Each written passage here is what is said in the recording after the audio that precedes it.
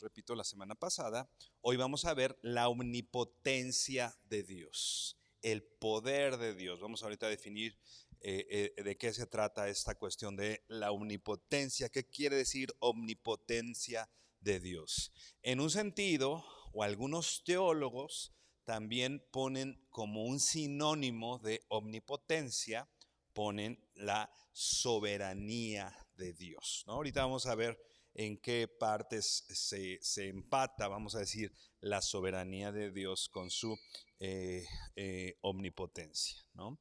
Entonces, bueno, puntualmente la palabra omnipotencia, yo creo que todos más o menos tienen idea de qué se trata. ¿Alguien me quiere decir qué quiere decir omnipotente? Que todo lo puede, ¿no? La palabra ovni, ¿no? Que con la que empieza esta expresión, literalmente quiere decir todo, y potencia, o del griego potens, que quiere decir poderoso. Entonces, cuando yo digo que es un Dios omnipotente, en otras palabras, estoy diciendo Dios omnipotente. Dios puede hacer todas las cosas. No hay límites para el poder de Dios, no hay algo más fuerte que Él, no hay nadie que se oponga a Dios, incluso en su poder, no hay alguien que pueda, no hay una fuerza, no hay algo que se oponga al poder de Dios, porque, repito, Dios todo lo puede. Hay varias cosas que considerar en esto, porque hay personas que han ocupado esta explicación para argumentar de una manera incorrecta con respecto a la omnipotencia de Dios, pero bueno, más adelante veremos también estas cosas. Pero en general podemos decir, omnipotente es todopoderoso, no hay límites para su poder. La omnipotencia de Dios puede hacer todo de acuerdo a su santa voluntad. Esto es importante. Dios puede hacer todo de acuerdo a su santa voluntad. Y ahorita, repito, vamos a explicar particularmente esta cuestión, todo de acuerdo a su santa voluntad. Pero ve Apocalipsis 1, verso 8. Apocalipsis 1, verso 8. Está, si recuerdas, en esta visión que tiene Juan, ¿no? En este momento, en esta revelación, puntualmente hablando, ¿no? Usando el término tal cual que se usa en esta palabra apocalipsis, que literalmente significa revelación, ¿no? Acuérdate que esa revelación no solo es una revelación, o cuando la Biblia habla de revelación, no es, particularmente en estos libros, o en este libro, o en estos libros que llamamos escatológicos, o estos libros proféticos, la revelación no es una revelación necesariamente del tiempo futuro. Lo principal en la Biblia, cuando habla de revelación, particularmente en Apocalipsis, no es que Dios nos quita el velo con respecto al tiempo futuro, a lo que va a pasar en el futuro. Por supuesto lo implica, porque hay cosas que van a pasar en el futuro que están explicadas en el Apocalipsis. Pero en realidad la revelación, o quién es revelado, el que está revelado en Apocalipsis no es el futuro, el que está revelado en Apocalipsis es Dios. Es una revelación de Jesucristo. Dios no quiere que conozcamos primeramente el futuro antes que Él. Dios quiere que primero lo conozcamos a Él y después nos advierte de los hechos que van a pasar en el futuro, ¿no? Porque por supuesto, es algo que está pasando aquí en este libro puntualmente de Apocalipsis, Daniel, etcétera, donde algún profeta, alguien sí está dando una advertencia con respecto a lo que va a pasar en tiempo futuro. Pero la revelación, puntualmente hablando, es una revelación de Dios. Dios se está revelando. Dios está hablando de su carácter, Dios está hablando de su justicia, Dios está hablando de su atributo, etcétera, ¿no? Eso es más importante, repito, que saber el futuro, ¿no? Porque muchos de pronto agarramos el libro de Apocalipsis como una bola mágica para ver el futuro, ¿no? prioritariamente no es para eso, sino la Biblia, Apocalipsis, como toda la Biblia, es para que conozcas a Dios, para que conozcas a Cristo y sus atributos y su obra, ¿no? Entonces, ¿qué es lo que está haciendo Dios en este libro? Revelarse. Está hablando con respecto a Él. Y dice el verso 8, Apocalipsis 1:8, dice: yo soy el alfa y la omega, dice el Señor, el que es, el que era y el que ha de venir, el todopoderoso. Estas expresiones, yo soy el alfa y omega, ¿no? Estás haciendo referencia, soy el primero, ¿no? La primera letra del abecedario y la última. Está hablando finalmente de su eternidad, ¿no? Más adelante lo aclara o lo explica y dice: el que es, el que era y el que ha de venir. Si te fijas, está hablando de cosas que nosotros incluso ya hemos considerado aquí, ¿no?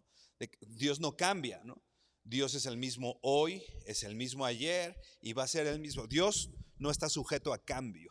Dios no madura, Dios no aumenta su inteligencia, Dios no va creciendo como nosotros, sino Él en sí, cuando estudiamos que Dios tiene todo el conocimiento, ¿no? Que todo lo conoce, todo lo sabe, es que hoy Dios ya tiene todo el conocimiento de lo que era, de lo que es y de lo que va a acontecer en el futuro, ¿no? Y es lo que está hablando, repito, una revelación de quién es Él. Pero termina este verso diciendo: el Todopoderoso, ¿no? Si te fijas, Dios habla de sí mismo, el cual dice que todo lo puede, que Él es el Todopoderoso, ¿no? Este atributo entonces de la omnipotencia se refiere al poder de Dios para hacer lo que Él quiere. ¿Qué está diciendo cuando Él dice: yo soy el principio y el fin, yo soy el alfa y la omega, el que es, el que era, el que ha de venir? ¿Qué está diciendo Dios cuando dice el Todopoderoso? Está diciendo que Él tiene todo el poder para hacer su voluntad, para hacer lo que Él quiere, ¿no? No es algo que definitivamente podamos decir nosotros, ¿no? Nosotros, si bien tenemos ciertas capacidades, si bien podemos hacer ciertas cosas, quizá podemos disponer, primero Dios decimos, y es cierto, ¿no? Pero podemos disponer, pues mañana tal vez levantarnos a tal hora, poner el despertador, salir, ir a trabajar y regresar. Disponemos y tenemos, vamos a decir, hasta cierto punto, tenemos ciertas capacidades, tenemos cierto, vamos a llamarle así entre comillas, tenemos cierto poder, pero es un poder muy limitado, ¿no? Porque no creo que alguien en este lugar pueda decir que puede todo. Y puntualmente, ¿puedes hacer todo lo que deseas? ¿No? ¿Puedes hacer todo lo que está en tu voluntad hacer? ¿No? Yo quisiera de pronto salir en la lluvia y no mojarme, ¿no? ¿Puedo hacerlo? Pues no, me tengo que esperar, ¿no? a que termine de llover. No, no lo puedo todo, soy limitado, ¿no? Pero de acuerdo a su voluntad, Dios hace todo lo que Él desea, ¿no? Al contrario de lo que podemos hacer o hacemos nosotros. Aunque de pronto hacemos planes y determinamos cosas casi pensando que todo lo podemos, definitivamente, si somos honestos, llegamos a la conclusión de que no todo lo podemos, ni siquiera todo lo que quieres, ni siquiera podemos hacer, ni siquiera yo puedo hacer todo lo que quiero, ¿no? Aunque sea mi voluntad, aunque sea mi deseo, yo tengo cierto poder, ya decía, entre comillas, la palabra poder, limitado. Ve por favor ahora Génesis 18:14.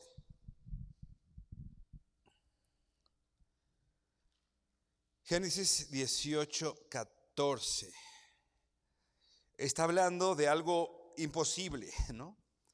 Está hablando algo que para el ser humano es impensable, algo que para el ser humano no sería, no habría, habría cero posibilidades de poder hacerlo. Sin embargo, dice Génesis 18:14, dice, ¿hay algo demasiado difícil para el Señor? Volverá al tiempo señalado, por este tiempo, el año próximo, y Sara tendrá un hijo. Si nosotros recordamos la historia, Sara tenía alrededor de 100 años, ¿no? Digo, obviamente la edad en la antigüedad era un tanto diferente, pero de que no podía tener hijos, a los 100 años no podía tener hijos a esa edad, ¿no? Era un milagro, ¿no? No era algo habitual. Y Dios está haciendo que esto sea posible. Y hay una pregunta retórica que se usa aquí. Empieza el verso 14 diciendo, ¿hay algo demasiado difícil para el Señor? Obviamente tenemos la respuesta, ¿no? Y Dios está dando la respuesta acá más adelante. No, yo voy a regresar y Sara tendrá un hijo, ¿no? Porque no hay, Dios es todopoderoso y de acuerdo a su voluntad no hay nada que se le haga complicado. A nosotros sí, ¿no? Hay cosas que a lo mejor decíamos, tenemos cierta capacidad de hacer algunas cosas, pero muchas, ¿no? Por ejemplo, no sé, yo quiero estudiar una carrera, una maestría, ¿no? A lo mejor sí tenemos la capacidad de hacerla, pero no puedo decir que es sencillo, es complicado y me tengo que esforzar y un esfuerzo importante en eso, ¿no? Pero Dios no se esfuerza, Dios lo que desea, lo hace. ¿Hay algo difícil para Dios? No podemos pensar. La Biblia dice que no hay nada difícil para el Señor. Y vamos a decir, completar esta pregunta retórica de si hay algo difícil para Dios, recordando o pensando también esta pregunta: ¿acaso hay algo imposible para Dios? ¿No? Y tenemos la respuesta, ¿no? Dice, no vamos a ver por cuestiones de tiempo todos los versos, pero por ejemplo, Jeremías 32, 17 dice que para Dios no hay nada imposible, ¿no? Para Dios no hay nada imposible. Mateo 19, 26 dice, para Dios todo es posible, ¿no? El poder de Dios es infinito. Nada es imposible para Dios. Todo es posible para el poder de Dios. Este es el testimonio que las Escrituras dan con respecto a Dios. Si hay cosas que Dios no hace, no son por falta de poder, no son porque Él pudo haber detenido cierta, no sé, tragedia, por ejemplo, ¿no? Dios pudo haber parado cierta situación, pero ya dijimos, su poder, y lo vamos a estar diciendo hoy, su poder no va a contradecir a su propósito, ¿no? Su poder no es más grande que Él, ¿no? Si el poder de Dios fuera más grande que Él, dejaría de ser un Dios, dejaría de ser Dios y dejaría de ser soberano, porque hay algo, una fuerza que lo limita, pero ni aún su poder limita a Dios. Entonces, por eso podemos decir que para Dios todo es posible. Y aquellas cosas que consideramos imposibles o que consideramos que Dios no ha hecho, no es porque le hayan sido imposibles, es porque en su propósito, en su plan, en su carácter, no estaban dispuestas de esa manera, ¿no? Dios pudo haber evitado, no sé, que mi papá muriera, ¿no? Dios pudo haber evitado eso, ¿no? Sin embargo, no lo hizo, porque no podía. Por supuesto que Él podía librarlo, ¿no? Pero más bien lo hizo no lo hizo porque eso iba de acuerdo a su propósito. Veíamos la semana pasada, esto iba de acuerdo a su voluntad. Y su omnipotencia, ya decíamos, está sujeta a su voluntad. Podríamos, por ejemplo, en esa misma idea, podríamos decir que Dios no puede hacer ciertas cosas, en este sentido del que estamos hablando. Dios no puede, y suena contradictorio, pero ahorita vamos a ver por qué. Dios no puede hacer ciertas cosas, ¿Pero por qué? Porque no tenga poder, porque no tiene la suficiente fuerza o la suficiente capacidad. No, es como decíamos, Dios no puede hacer ciertas cosas porque no van de acuerdo a su carácter o a su propósito. Por ejemplo, bueno, alguien lea por favor Tito 1:2. Tito 1:2.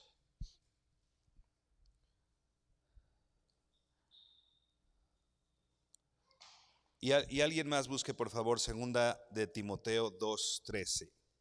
Tito 1:2 y alguien más lea por favor segunda de Timoteo 2:13.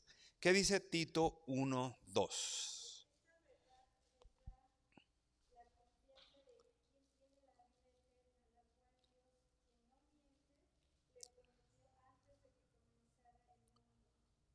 Ok. ¿Qué está diciendo Tito 1:2? Que Dios no miente. Entonces, decíamos, Dios no puede hacer ciertas cosas. Dios no puede mentir. ¿Por qué Dios no puede mentir? Porque no tenga la capacidad de hacerlo. ¿Por qué Dios no puede mentir? Porque es santo, Berito. Porque es santo, se pusieron de acuerdo. ¿Verdad? Ok. Su atributo de poder es congruente y no, su atributo de poder no puede descalificar a otros atributos de Dios mismo, ¿no? Y ya vimos, ¿no? El que Dios sea justo no le quita que sea amoroso. El que Dios sea santo no le quita que sea, que sea bueno, por ejemplo, ¿no? Etcétera. Todos los atributos de Dios conviven todo el tiempo en Dios, ¿no? Entonces, si yo dijera que Dios miente, ¿no?, estaría contradiciendo algún otro atributo, por ejemplo, el de la santidad de Dios, por ejemplo. Entonces, Dios no miente, quizá la respuesta corta sería porque Dios no puede negarse a sí mismo, ¿no? ¿Alguien tiene por ahí segunda a Timoteo 2:13?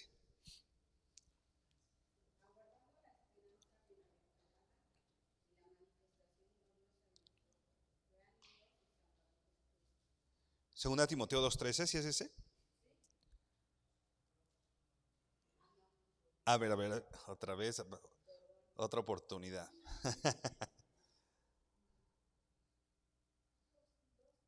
Sí, segunda a Timoteo, capítulo 2, verso 13.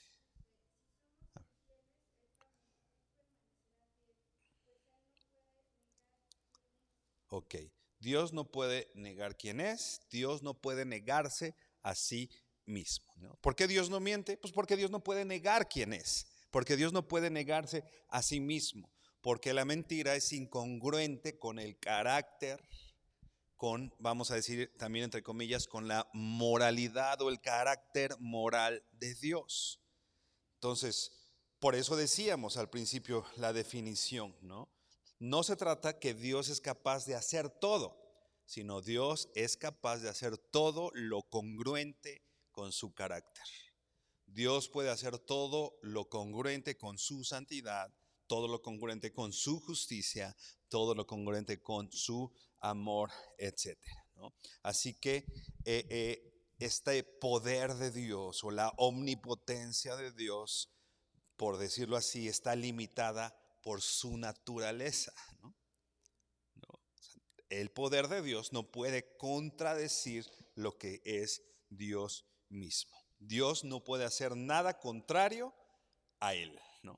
Dios no puede hacer nada contrario a eh, eh, a su propia naturaleza. Ahí, pues lo voy a mencionar porque la verdad es que es muy común, pero a mí se me hace un ejercicio un argumento un poco ocioso.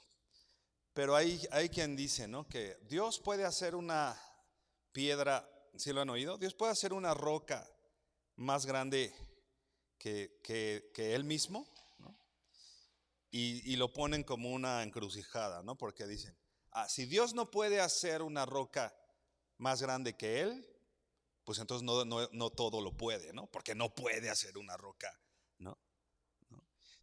Entonces tratan de meter como en este dilema, vamos a decir, a las personas pensando esto. Pero, como decíamos, ¿no? Dios puede hacer todo, pero no va a hacer nada incongruente o que atente en contra de sí mismo, en contra de sus otros atributos, en contra de su propósito, de su voluntad, de su carácter, ¿no? Entonces, por eso es importante que tengamos claro eso. Dios puede hacer todo, pero no va a hacer nada contrario a su naturaleza, a su amor, como decíamos, a sus otros atributos. Por eso podemos decir, Dios no puede pecar, ¿no? ¿Por qué? Pues porque Dios es santo, ¿no? Porque eso sería contrario a Él mismo. El pecado es algo totalmente contrario a Dios, ¿no? Dios no puede contradecirse a sí mismo, ¿no? Como leíamos ahorita, ¿no? Repito, porque Dios no es controlado por su poder, sino que tiene completo control de su poder, ¿no? O sea, Dios controla su poder, no es como una fuerza que es más grande que Él, ¿no? De pronto vemos ahí algunos ejemplos, ¿no? De parodias, ¿no? O ejemplos de superhéroes, ¿no? Que de pronto, o de grandes villanos, ¿no? Que de pronto tienen un poder y se empiezan a llenar de energía y de pronto ese poder es tan grande que los termina acabando, ¿no? ¿No? El poder de Dios no, definitivamente no es así, ¿no? El poder de Dios es más grande que su poder, ¿no? Y el poder de Dios obedece a la voluntad de Dios. Dios no es controlado. Entonces, como ya decíamos, este atributo divino no puede negar a sus otros atributos. Ve ahora a Job 42, verso 2.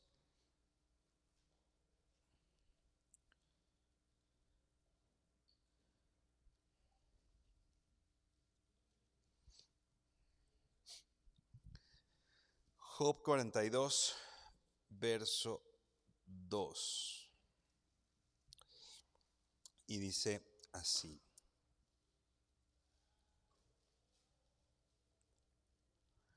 Dice Job 42, verso 2. Yo sé que tú puedes hacer todas las cosas y que ninguno de tus propósitos puede ser frustrado.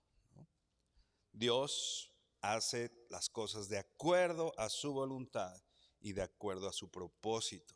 Y lo que Dios se ha propuesto, no va a haber ninguna fuerza intrínseca en Dios, no va a haber ninguna fuerza creada por Dios más grande que Él que lo lleve a controlar su propósito o a frustrar sus propósitos, ¿no?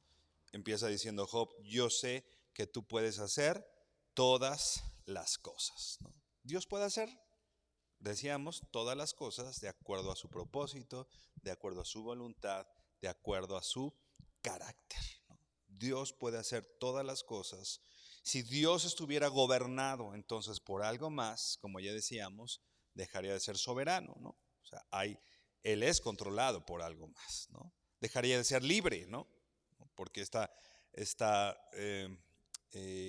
palabra de soberanía tiene que ver con esa libertad que Dios tiene y que estamos viendo aquí que Job describe, ¿no? Dios puede hacer todo lo que Él quiera, ¿no? Dios puede hacer lo que Él quiera y no va a estar sujeto a ningún otro poder, etc. Ve ahora a Salmo 115, verso 3.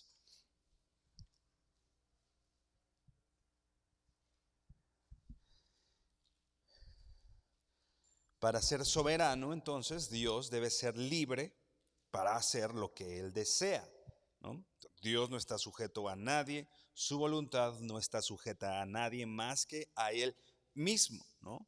Dios puede hacer lo que desea en el momento que quiera, en el lugar que Él quiera. Dios puede y va a cumplir su voluntad. Dice el Salmo 115, verso 3. Nuestro Dios está en los cielos. ¿Y qué dice aquí? Él hace lo que le place, ¿no?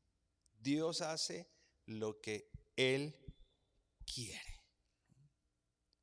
Muchas veces nosotros pensamos que Dios no solo que esté sujeto que no esté sujeto a alguien más, sino hay yo creo que sí les he contado, no recuerdo, pero yo me acuerdo que en alguna predicación hace muchos años yo escuchaba que eh, tú puedes cambiar la voluntad de Dios, que con tu oración tú vas a cambiar el parecer de Dios y puntualmente decía este predicador, la agenda de Dios. Dios tiene su agenda, pero si tú oras y haces ciertas cosas, tú tienes la capacidad de cambiar la agenda de Dios, ¿no? Para empezar, no creo que para nada sea inteligente pensar que mi voluntad es mejor que la de Dios, ¿no?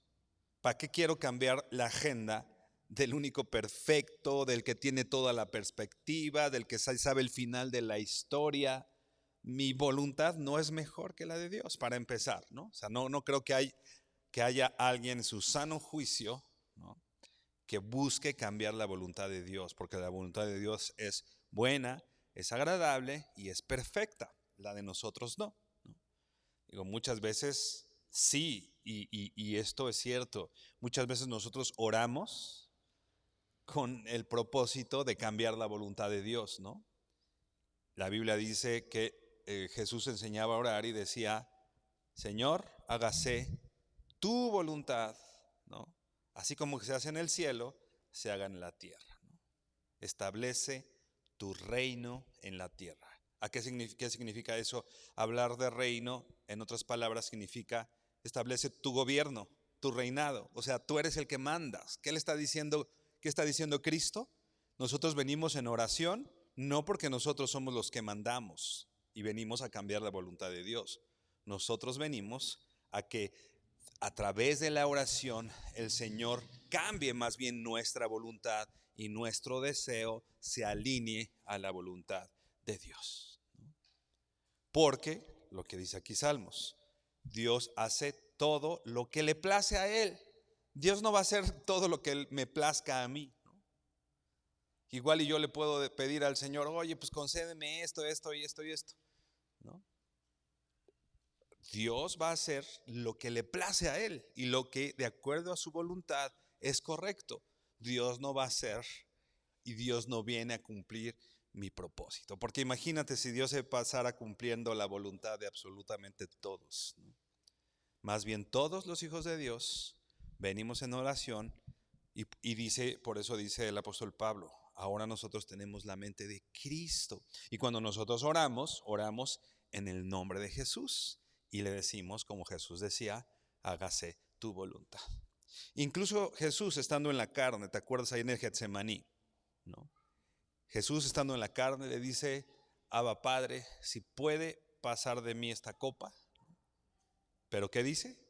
Pero hágase tu voluntad y no la mía, ¿no? O sea, en la carne, si él decía, estoy sufriendo y estaba sudando gotas como de sangre, describe la Biblia, ¿no? Y estaba pasando un momento difícil Jesús en Getsemaní. Y sí, en su carne dice, si fuera posible, pasa de mí esta copa. Pero finalmente Jesús, con el entendimiento de quién es Dios y a lo que había venido a esta tierra, ¿qué dice? Pero hágase tu voluntad, ¿no? Y hermano, el que Dios haga su voluntad para todos nosotros es conveniente, ¿no? Aunque hoy no la entendamos, aunque hoy nos resulte complicado lidiar con ciertas situaciones que decimos, ay, ¿cómo? ¿Por qué pasa esto? Hermano, aprendamos a saber que no hay cosa en esta vida que salga del propósito divino de Dios.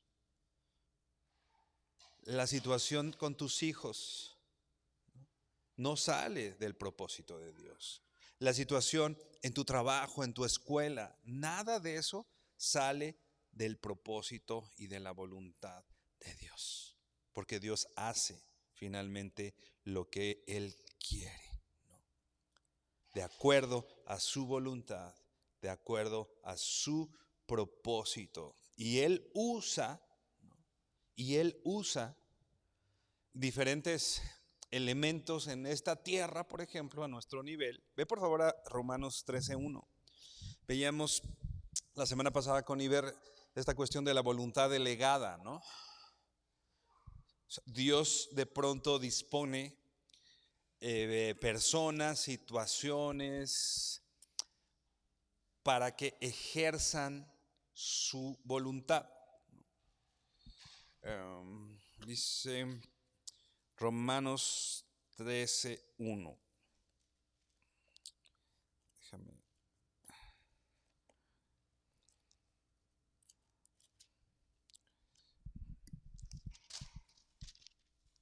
Dice así: sométase toda persona a las autoridades que gobiernan, porque no hay autoridad sino de Dios, y las que existen por Dios han sido constituidas. Por ejemplo, Dios usa a las autoridades de México, de Estados Unidos, de el país que quieras, para hacer su voluntad. ¿Qué dice aquí? Que toda autoridad ha sido puesta por el Señor, han sido constituidas por. Y dice el verso 2, dice: por tanto, el que resiste a la autoridad, a lo ordenado por Dios, se ha opuesto, y los que se han opuesto recibirán condenación sobre sí mismos. Y dice el verso 3, porque los gobernantes no son motivo de temor para los de buena conducta, sino para el que hace el mal. Deseas pues no temer a la autoridad, haz lo bueno y tendrás elogios, ¿no? Elogios de ella, verso 4. Pues es para ti un ministro de Dios para bien. Dice el verso 4, pues es para ti un ministro. Esta palabra ministro literalmente significa siervo o esclavo. O sea, esta autoridad es un servidor de Dios para bien, ¿no? Dice, pero si haces lo malo, teme, porque no en vano lleva la espada, pues es ministro de Dios, un vengador que castiga al que practica lo malo. Por tanto, es necesario someterse no solo por razón del castigo, sino también por causa de la conciencia. ¿Qué dice aquí? Que estas autoridades que Dios ha puesto, ya sea para bien o para mal, son ministros. Son ministros ya sea para premiar o son ministros para dar castigo. Yo conocí a una persona que estaba en la cárcel, ¿no? Fueron, me parece, 7 años que estuvo en la cárcel por un delito que no cometió, ¿no? Hubo un error en el juicio, estuvo ahí medio extraño el juicio y finalmente quedó en la cárcel por algo que él no había cometido. Y entonces en algún momento que le preguntábamos cómo se sentía él al ser inocente y estar en la cárcel, él nos dio esta respuesta. Él dijo, sí, soy inocente del delito que me fabricaron. Pero él decía, pero no soy inocente. Estoy aquí porque tengo que estar aquí, tengo que pagar algo delante de Dios, ¿no? Del delito que yo cometí real, no me cacharon. O sea, el único que me cachó fue Dios y por eso estoy aquí. Y Dios usó a este juez corrupto para que en su corrupción permitiera que por un hecho que yo no cumplí, yo estuviera hoy en la cárcel. Pero él me decía, tengo claridad que yo estoy en la cárcel porque Dios quiere que esté en la cárcel y definitivamente es lo justo, ¿no? A veces nosotros no entendemos por qué ciertas autoridades hacen ciertas cosas y decimos que no y nos resistimos un poquito.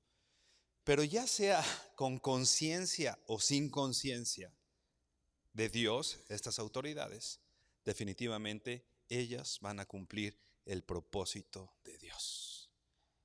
Y nosotros debemos tener confianza, confianza y temor de Dios, ¿no? Confianza en que Dios está detrás de cualquier situación. Y cualquier situación que a mí me pase está controlada por Dios. Porque aún esta voluntad delegada en las autoridades, ¿no? Pero finalmente estas autoridades están cumpliendo lo que Dios quiere que cumplan, ¿no? Y Dios usa diferentes formas, ¿no? De hacerlo. Por eso da esa claridad en ese sentido, ¿no? De que Dios finalmente, aún en esa voluntad que Él ha delegado a las autoridades, a los padres, diferentes situaciones, etcétera, nosotros podemos tener claridad en que todo esto y que Dios siempre definitivamente va a cumplir su voluntad y que Él es soberano, Él gobierna y que Él es todopoderoso y que Él es omnipotente. Cualquier situación en nuestras vidas cumplen el propósito de Dios. Dios, ya para terminar, decía al principio, nosotros tenemos voluntad. Y esta cuestión del poder y la voluntad entra dentro de los atributos comunicables, ¿no? Definitivamente yo no tengo el poder de Dios, definitivamente, ¿no? Definitivamente yo no tengo soberanía en el sentido de que toda mi voluntad va a ser cumplida, pero definitivamente tengo voluntad, ¿no? Y definitivamente Dios en esa voluntad delegada nos ha delegado a nosotros el uso de tiempo, de situaciones, de decisiones, ¿no? Y tenemos, dentro de la soberanía de Dios, el poder de decidir y debemos saber que nuestras acciones traen consecuencias que no podemos necesariamente atribuir a Dios. Él las domina, Él las gobierna, pero si yo me salgo cuando está la granizada y me pongo a bailar allá afuera y de pronto me meto y me quito el suéter y mañana me enfermo, no le voy a decir a Dios, ah, qué malo eres, Dios, ¿no? O es la soberanía de Dios. Sí, por supuesto, es la soberanía de Dios. Dios está por encima, pero Dios también a nosotros nos ha delegado cierto poder y ciertas decisiones limitadas. Y sí, siempre dentro de su voluntad, porque nosotros no vamos a romper la voluntad de Dios, pero no podemos argumentar delante de Dios o culpar o responsabilizar a Dios de nuestras decisiones, de lo que nosotros decidimos y en este poder o en esta voluntad delegada en nosotros, ¿no? Si bien dice la Biblia que instruye al niño en su camino y aun cuando fuere viejo no se apartará de él. Dios a los padres nos ha delegado la educación de nuestros hijos y si yo soy fiel en la educación de mis hijos, al final voy a tener una recompensa. Si yo no hago eso, no puedo esperar esa recompensa. Dios va a cumplir su voluntad con mis hijos, por supuesto, por encima de la mía, por supuesto. Yo no voy a hacer nada por encima de la voluntad de Dios. Pero, repito, no puedo pensar que Dios, o culpar a Dios, porque a veces hacemos eso, culpamos a Dios de nuestras decisiones, de lo que hicimos, de lo que estamos haciendo, de cómo comemos, ¿no? Si me como toda la carnicería y toda la panadería en una sentada y ese es mi estilo de vida, pues en unos años, pues el colesterol, la diabetes, y le voy a decir, Dios estuvo, no, o sea, te comiste toda la panadería, pues, ¿cómo te explico? Esto no está fuera de la voluntad de Dios, ¿no? Por supuesto es la voluntad de Dios, Pero, repito, en este atributo comunicable debemos entender que nuestras decisiones traen consecuencias, que lo que nosotros hacemos traerá consecuencias. Por eso siempre, hermano, es mejor entender que Dios es omnipotente, que nosotros venimos a cumplir y hacer la voluntad de Dios, y la voluntad de Dios es buena, es agradable y es perfecta. Y Dios todo lo puede, y Dios va a hacer lo que a Él le place, y hermano, eso es algo conveniente. Hay a quien le incomoda esto, ¿no?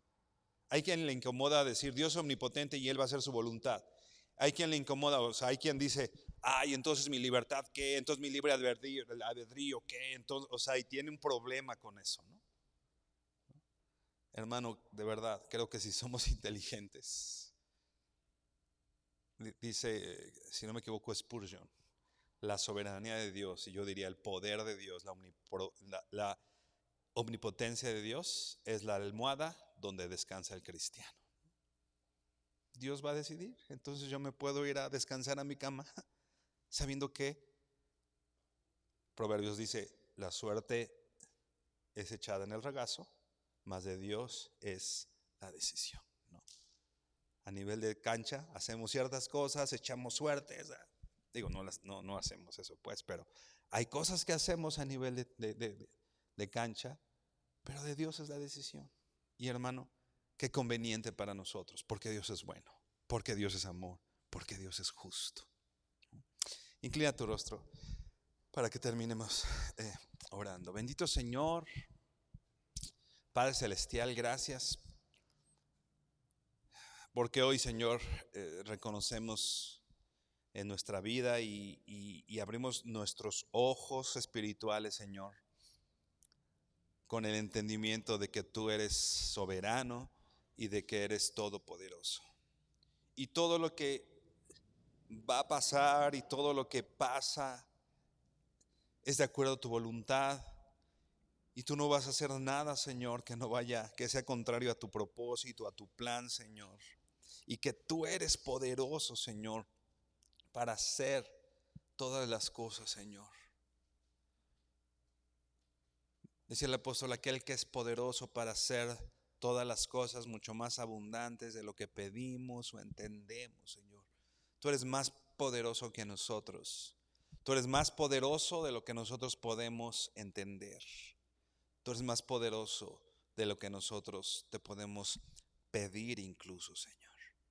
Por eso, Dios, no queremos limitarnos, Señor, a la capacidad que nosotros tenemos de decidir o de pedirte cosas, Señor, sino más bien nos sometemos a tu poder, Señor.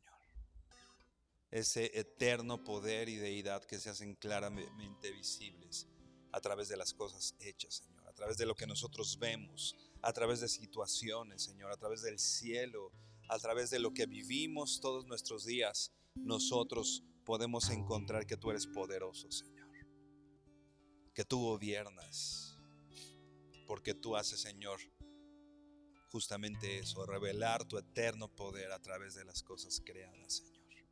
Ese poder que no tiene principio ni fin, ese poder que no está limitado, limitado a la decisión humana, que no está limitado, Señor, a lo que decidieron los gobiernos o lo que deciden las instituciones, Señor, sino que tú eres soberano y tu poder está por encima de cualquier institución, circunstancia, persona, porque tú eres Rey de Reyes, porque tú eres Señor de Señores. Padre, gracias. Gracias porque hoy nos das esa tranquilidad como hijos tuyos, Señor, de que tú gobiernas, Señor, y de que eres poderoso, Señor, y que serás poderoso, como dice tu palabra, Señor, para guardarnos sin caída, Señor, y mantenernos perseverantes y constantes, Señor, hasta que regreses por nosotros, Padre. Gracias, Señor, por tu palabra. Gracias porque eres bueno, por tu amor, por tu misericordia, Dios. Te honramos y te bendecimos en el nombre de Jesús. Amén. Mi hermano, que el Señor te bendiga.